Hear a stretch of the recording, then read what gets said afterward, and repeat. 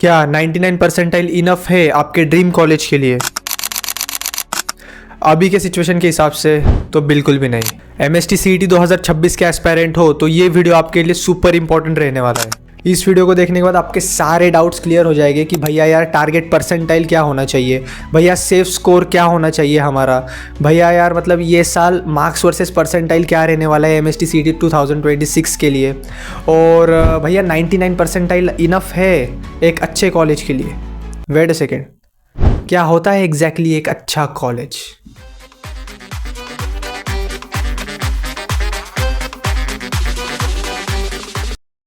देखो, target percentile समझने से पहले आपको ये समझना पड़ेगा कि what is exactly A 99 percentile.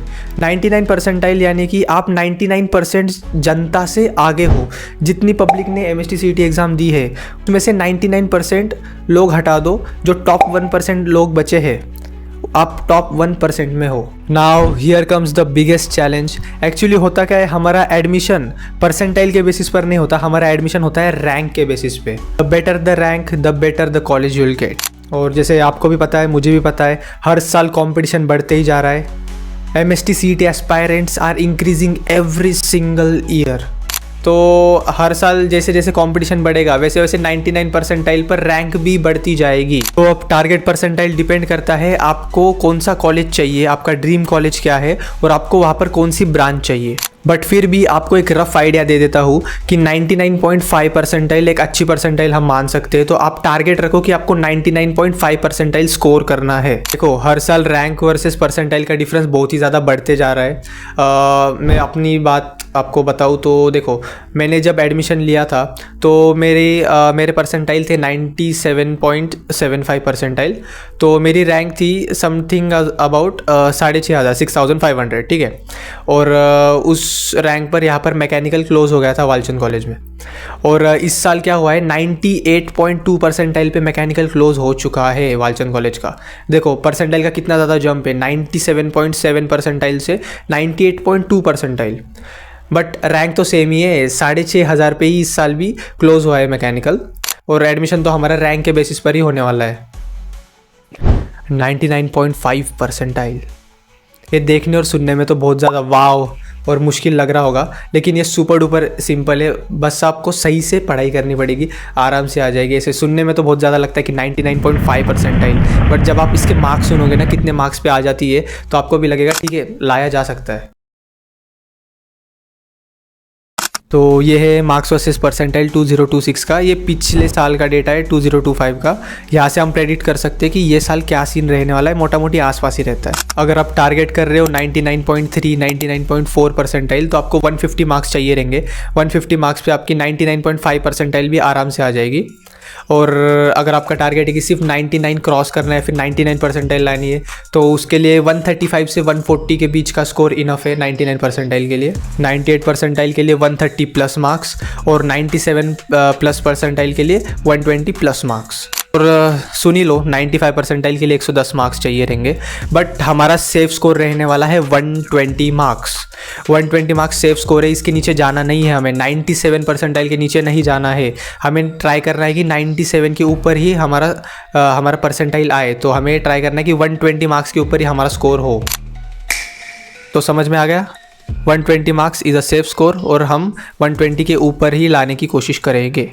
हमें मिनिमम 97 परसेंटाइल चाहिए ही चाहिए, मिनिमम 120 मार्क्स चाहिए ही चाहिए, ठीक है। उसके लिए आप आपके स्टडी आवर्स बढ़ाओ। अगर आप 8 घंटे पढ़ रहे हो तो 10 घंटे पढ़ो, 10 घंटे पढ़ रहे हो तो 12 घंटे पढ़ो, कुछ भी करो, आई डोंट केयर, पर आपको ये करना पड़ेगा।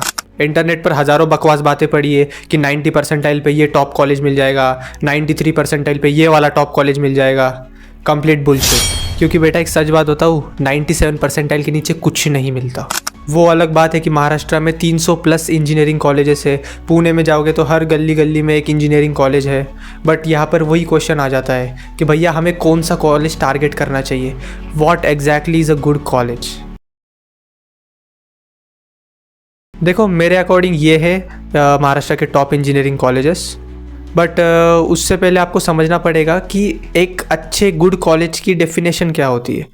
डेफिनेशन क्या है? देखो, गुड कॉलेज मतलब उस कॉलेज में पहला नंबर प्लेसमेंट अच्छी होनी चाहिए, ठीक है। ऑब्वियसली हम प्लेसमेंट के लिए ही कॉलेज जा रहे हैं। ज़्यादातर लोग तो प्लेसमेंट अच्छी होनी चाहिए। अच्छी प्लेसमेंट यानी कि एवरेज पैकेज 7 लाख के ऊपर होना चाहिए, 8 9 10 इतना एवरेज पैकेज चाहिए हमें, ठीक है। क्योंकि ऐसा तो नहीं है कि ऐसा तो कोई नहीं चाहेगा कि 10 लाख रुपए कॉलेज की फ़ीस भर रहे हो और आपको पैकेज लग रहा है 4 लाख का 5 लाख का।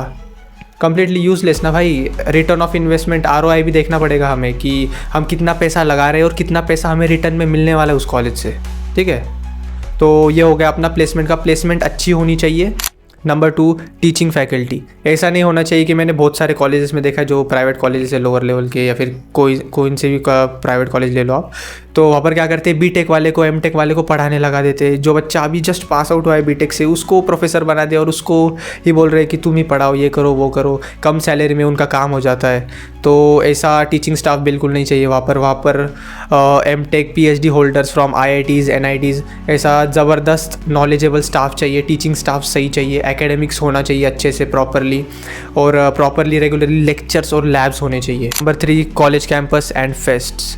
ऐसा नहीं होना चाहिए कि देखो क्या सीन है कि एक अच्छा कॉलेज क्या होता है कि हमें कैंपस में घूम रहे, हमें एक अच्छा कैंपस प्रोवाइड किया है कॉलेज ने, वहाँ पर बहुत सारी फैसिलिटीज़ है, जैसे कि आप स्पोर्ट्स खेल सकते हो, आप कैंपस में अलग अलग एक्टिविटीज़ कर सकते हो, दोस्तों के साथ घूम सकते हो, अपनी पर्सनैलिटी डेवलप कर सकते हो। कॉलेजेस में क्लब्स होने चाहिए ढेर सारे, आपको क्लब्स के अंदर पार्टिसिपेट करके अपनी पर्सनैलिटी इम्प्रूव करनी है।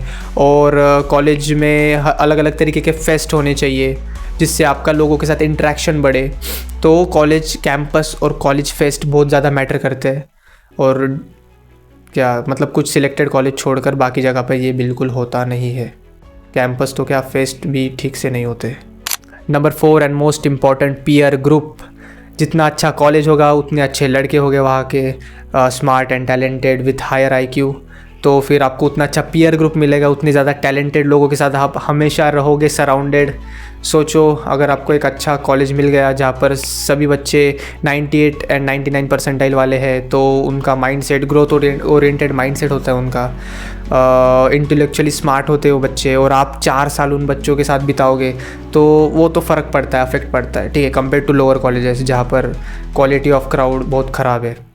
सो कॉलेजेस की लिस्ट कुछ ऐसी है। टॉप नंबर 1 पे है COEP ऑब्वियसली, ठीक है, नो डाउट, COEP VJTI, उसके बाद वालचंद कॉलेज, उसके बाद सरदार पटेल, कोर वाला, ठीक है। ये 4 कॉलेजेस है, ये गवर्नमेंट कॉलेजेस है टोटल। और 2 कॉलेजेस भी है जिनके प्लेसमेंट बहुत तगड़े हैं, बट उनके यहाँ पर कैंपस लाइफ इतनी ज़्यादा कुछ खास है नहीं।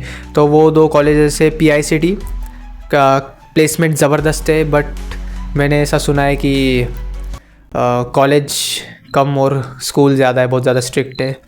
और SPIT, Sardar Patel institute of technology Mumbai, तो ये 2 कॉलेजेस तगड़े कॉलेजेस है प्लेसमेंट के मामले में। फैकल्टी भी बहुत सही है, बस इनका एक ही प्रॉब्लम, इनके पास कैंपस नहीं है, और PICT में बहुत ज़्यादा स्ट्रिक्ट है, ठीक है। तो ये सारे कॉलेज हम कंसिडर करेंगे ऐसा टारगेट कॉलेज। जो ऊपर के 4 कॉलेजेस है गवर्नमेंट कॉलेजेस, इनमें कैंपस लाइफ आपको देखने मिलेगी, काफ़ी ज़बरदस्त कैंपस लाइफ देखने मिलेगी, फेस्ट वगैरह सब कुछ होता है यहाँ पर, क्लब्स वगैरह ढेर सारे क्लब्स है।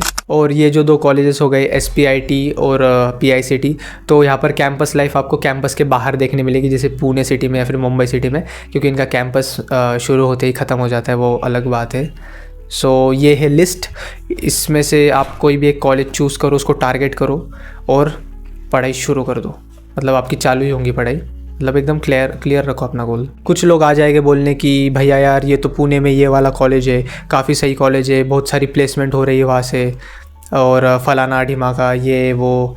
तो गाइस कैसा है कि मतलब मेरे बहुत सारे दोस्त थे प्राइवेट कॉलेजेस में पुणे के, तो मुझे पता है कि वहाँ पर क्या चल रहा है सिचुएशन। प्लेसमेंट हो भी रही है तो मास हायरिंग हो रही है। मास हायरिंग मतलब एक कंपनी आ रही है और 4-4 लाख रुपए में सबको उठा के लेकर जा रही है, ठीक है। तो इन्हें वो ऐसा प्लेसमेंट कंसिडर कर रहे हैं। तो और मैंने आपको ROI वाली बात बोली कि अगर आप 10 से 12 लाख एक कॉलेज में दे रहे हो तो आपको 4 और 5 लाख की प्लेसमेंट लेकर कैसे काम चलेगा। So target these colleges no matter how hard you have to prepare for that. That's it.